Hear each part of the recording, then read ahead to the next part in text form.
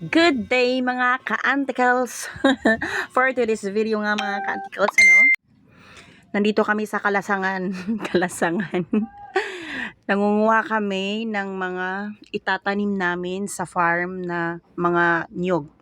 Kaya ayan mga ka-anticals, talagang Gora Bells kami dito, talagang sobrang nakakapagod kasi talagang hindi birong manguha ng binhi ng, ayan, nakikita nyo sa video mga antikals, itatanim yan namin sa aming farm at hakutin namin.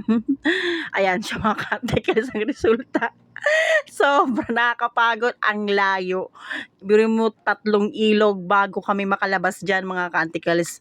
Kaya ang resulta mga ka-anticals, puno ako ng gas-gas galos dyan. Ito na yung pinaka last part na ilog na tinawid namin mga ka-anticals. Para lang maging short yung video kasi sobrang haba talaga mga ka-anticals. Sobrang nakakapagod pero worth it mga ka-anticals dahil nga dadali namin ito sa aming farm. Thank you for watching!